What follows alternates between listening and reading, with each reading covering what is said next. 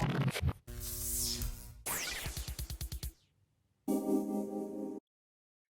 Friends, welcome to my channel together with Abhi. Last video में हमने VPC virtual private cloud की theory को cover किया था। मैंने आपको बताया था वीपीसी होता क्या है, उसके अंदर डिफरेंट डिफरेंट एंटिटीज़ क्या हैं, उनको किस तरीके से कम्युनिकेट और मैप कराते हैं। इस वीडियो में हम प्रैक्टिकली वर्चुअल प्राइवेट क्लाउड बनाएंगे और वो सब एंटिटीज़ को क्रिएट करेंगे।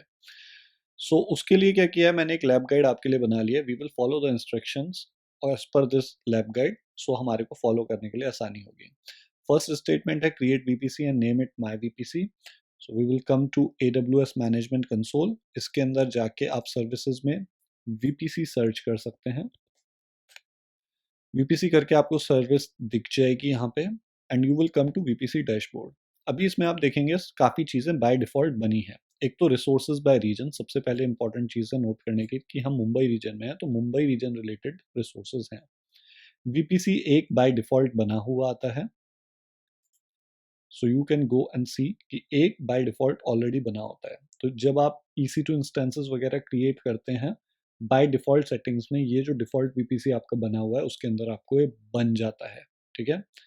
दूसरी चीज़ जो होती है, 3 सब नेटवर्क्स होते हैं। 3 क्यों? क्योंकि आपके 3 अवेलेबिलिटी ज़ोन है। कोई सबनेट मल्टीपल अवेलेबिलिटी ज़ोन्स में स्पैन नहीं कर सकता, इसलिए पर अवेलेबिलिटी ज़ोन एक सबनेट आपको बना के मिला है। ठीक है।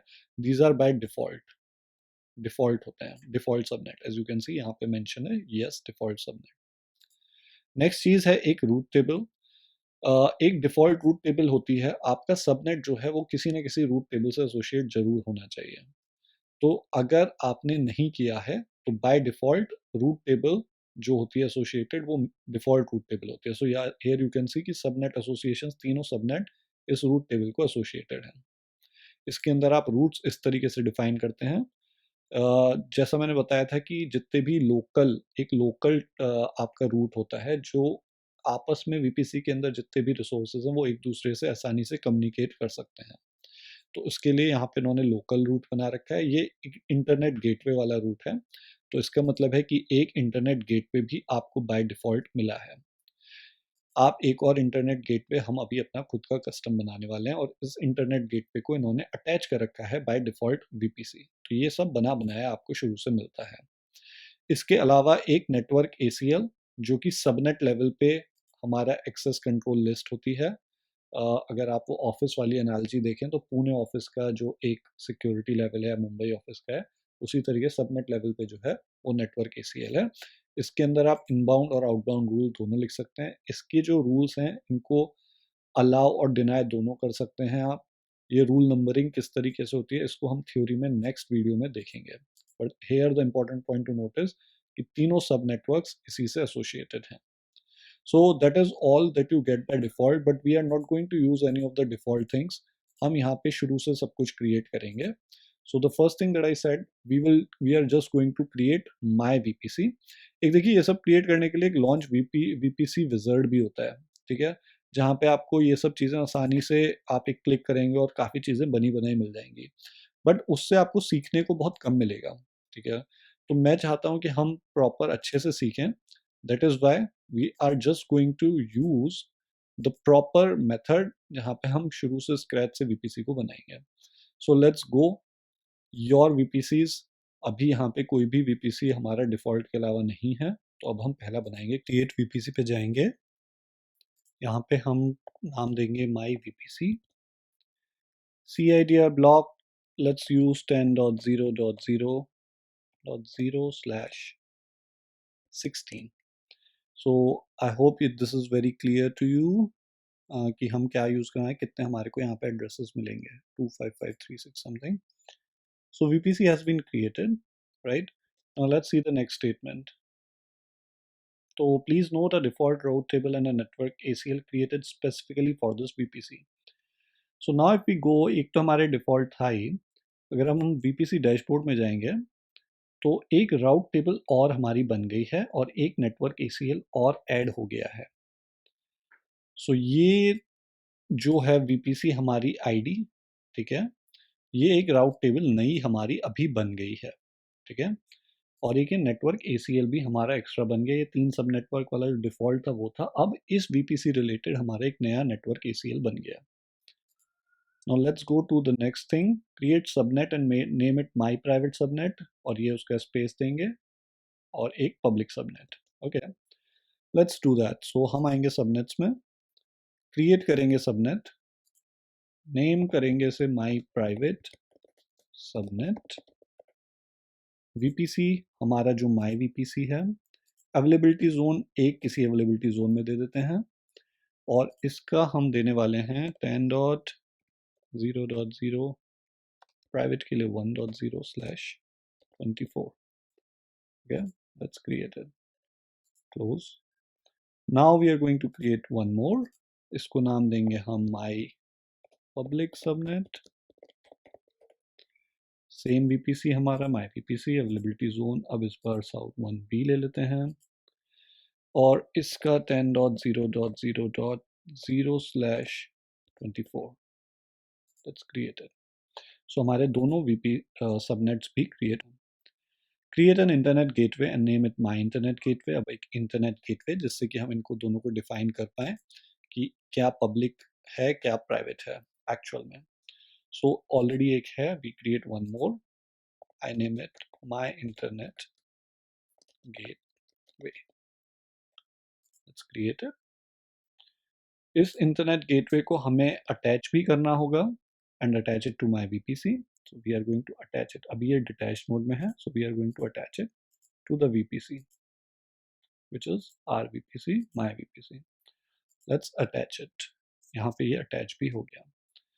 now we are going to create a root table, my root table, और जो दूसरी है उसको my main root table हम कह देंगे। so अभी हम root tables पे जाते हैं।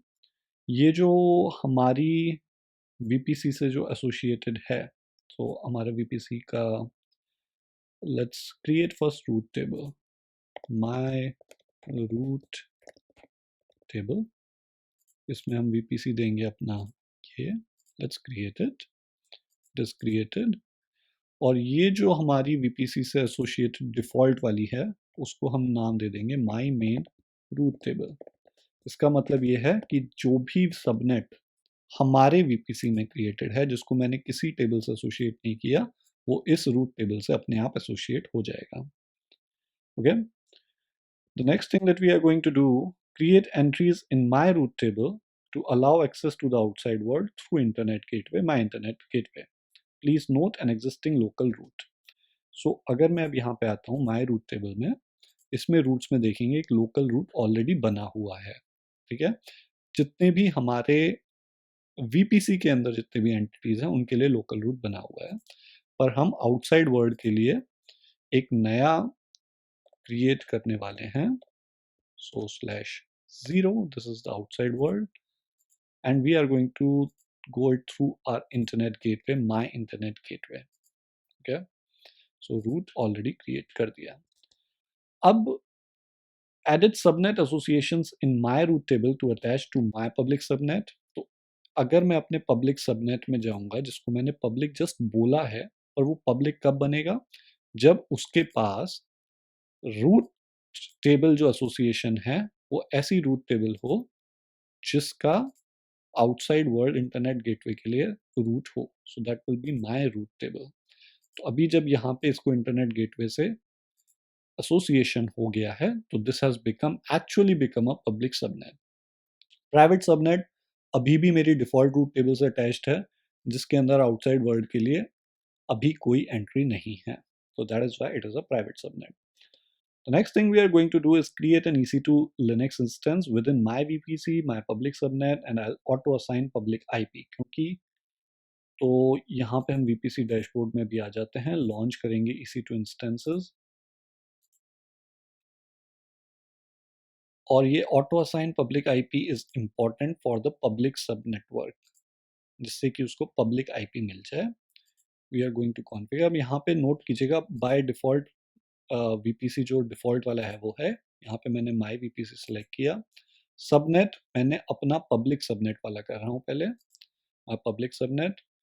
सबनेट सेटिंग डिसेबल होती है ऑटो असाइन पब्लिक आईपी की, तो उसको मैंने अभी के लिए एनेबल कर दिया। Okay, next add storage. Storage is okay, we don't care. We will name it, yes, this is my public server. Okay,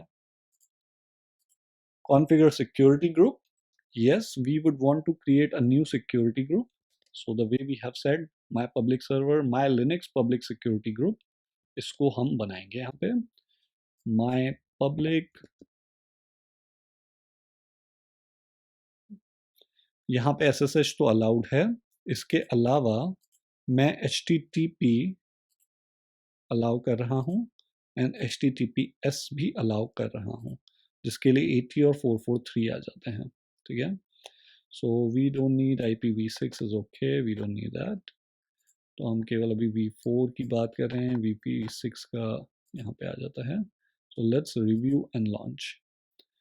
So this is okay, we will just launch it. Choose an existing key pair. We can use an existing key pair. हमारा जो select किया है Linux key pair मैंने already बना रखा है, उसको हम फिर से यहाँ पे use कर लेते हैं. So let's instances are launched. So I believe we have covered this part. Create key pair, अगर आप चाहें तो अपना एक key pair अलग से बना सकते हैं. मैंने already बना रखा था, तो मैंने उसी key pair को use कर लिया है. इसके बाद जब ये स्टार्ट हो जाएगा, अब मैं एक टर्मिनल ओपन करूँगा और टर्मिनल ओपन करने के बाद मैं चेक करूँगा कि मेरे को इसका एक्सेस है या नहीं, इंटरनेट का इस मशीन से एक्सेस हो रहा है या नहीं हो रहा. So let's open terminal. Meanwhile we will just open terminal.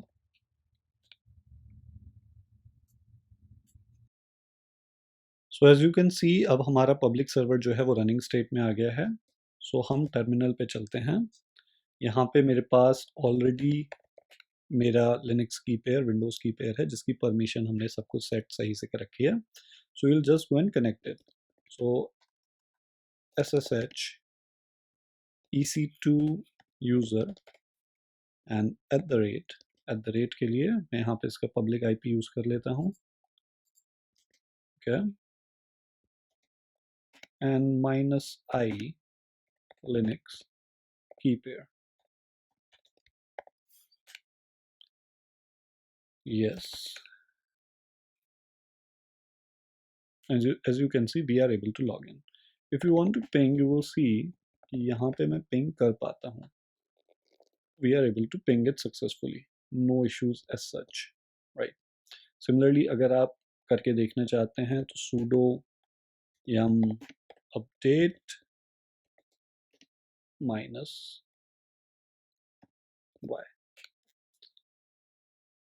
So there is no packages marked for update as of now, which is okay, but it would be able to do it. ठीक है? So we have been able to establish connection. Now let's go back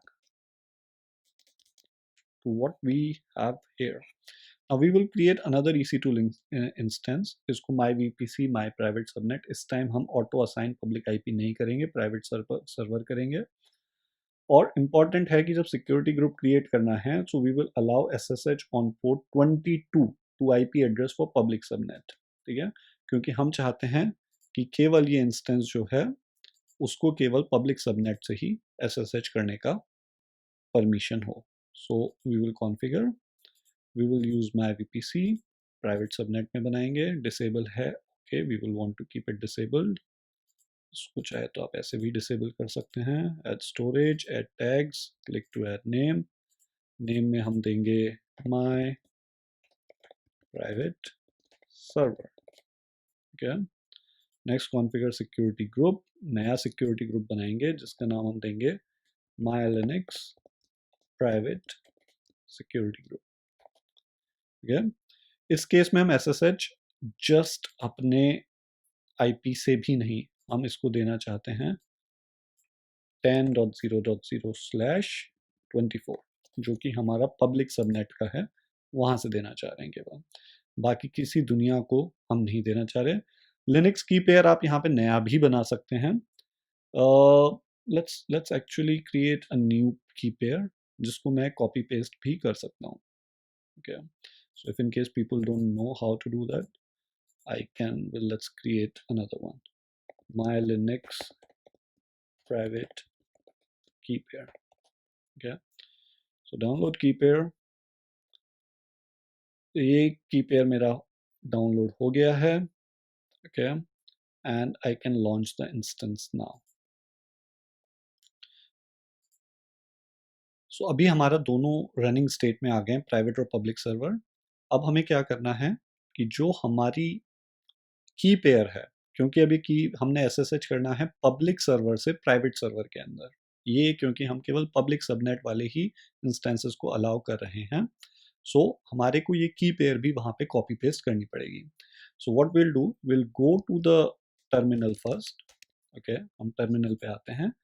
यहाँ पे अभी कुछ भी नहीं है, तो यहाँ पे मैं एक फाइल बनाऊंगा माई की पेयर करके, ठीक है, लेट्स क्रिएट इट। और ये जो मेरी की पेयर मैंने डाउनलोड की थी, माई लिनक्स प्राइवेट की पेयर पैम फाइल, उसका जो कंटेंट है उसको मैं यहाँ पे कॉपी पेस्ट कर दूंगा।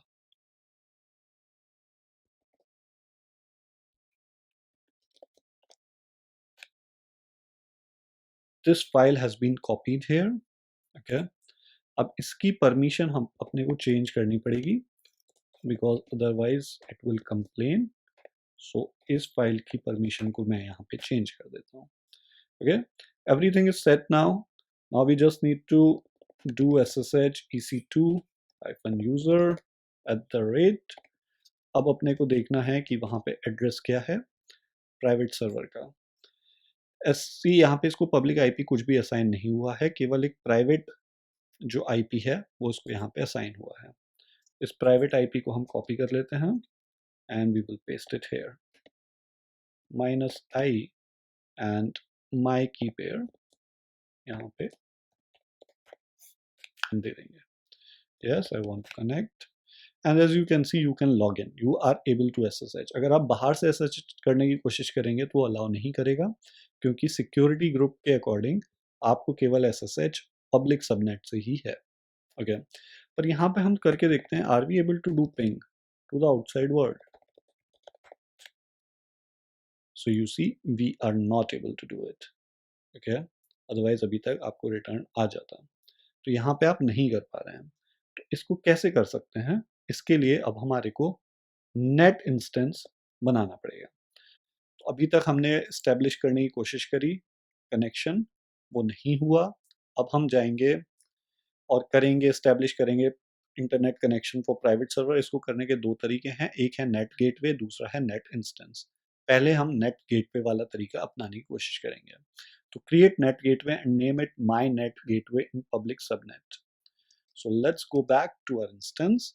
अभी हम वीपीसी के अंदर आएंगे दोबारा से।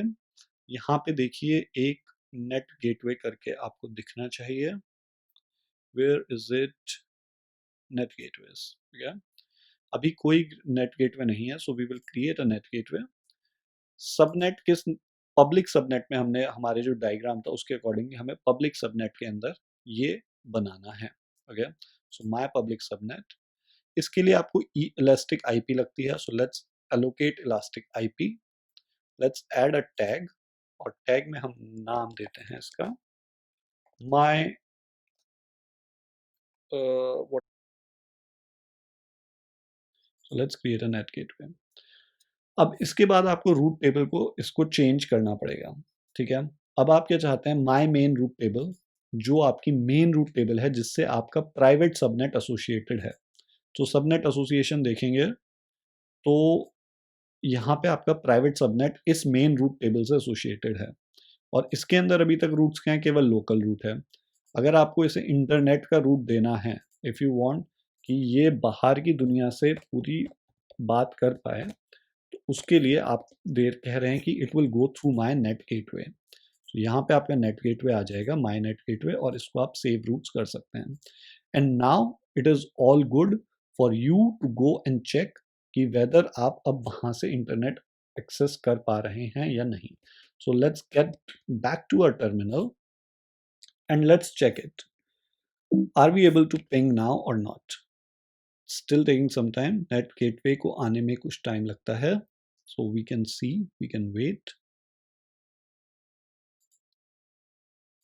So I just checked it. It took some time, but अगर आप थोड़ी देर में देखेंगे तो ये आप एक्सेस कर पा रहे हैं. So that is all that I wanted to show to you कि किस तरीके से आप इस चीज को कर सकते हैं। दूसरा तरीका होता है वो होता है net instance. Net instance is just like net gateway, बस इसमें इतना है कि आपको एक EC2 इंस्टेंस दोबारा से बनाना पड़ेगा, ठीक है। उस सिक्योरिटी ग्रुप में आपको HTTP HTTPS जिससे कि वो इंटरनेट से कनेक्ट हो सके वो परमिशन देनी पड़ेगी। एक इंपॉर्टेंट होता है डिसेबल करना पड़ेगा सोर्स डेस्टिनेशन चेक, ओके। ये दो चीज़ आपको करनी पड़ेंगी। एडिट करेंगे रूट टेबल को, उसके बाद चेक करेंगे तो सब सेम रहेगा। दिस इज एन एक्सरसाइज जो मैं आप लोगों के लिए छोड़ रहा हूँ, जो आप खुद ट्राई कर सकते हैं। Now the next important thing is clean up. Clean up में आपको थोड़ी सी चीज़ें ध्यान करनी पड़ेंगी। सबसे ज़्यादा इंपॉर्टेंट होता है रिलीज इलास्टिक आईपी, बिकॉज ये हमसे भूल जाते हैं। So let's try to delete everything. Let's try to firstly exit from this. So now we are on our public instance. Let's exit from there as well. Let's close it. Let's get back to our management console and let's try to start deleting everything. तो सबसे पहली चीज हम instances को terminate करेंगे। सबसे पहले actions, instance state, terminate. Okay, yes, terminate, please. Again, we will come to my public server, instance state, terminate. It will take some time to terminate, but we will terminate both of these things. Now let's get back to our VPC. VPC dashboard में अगर आप जाके देखेंगे, अभी हमारे 2 VPCs हैं, 5 subnet हो गए, क्योंकि 2 अवेलेबिलिटी जोन्स में हमने एक प्राइवेट और पब्लिक सबनेट भी बनाया था। अगर आप डिलीट करने की कोशिश करेंगे, so it might start complaining about few things. So we will follow जिस तरीके से हमने यहाँ पे दिया है, हम क्लीन अप उसी तरीके से करेंगे।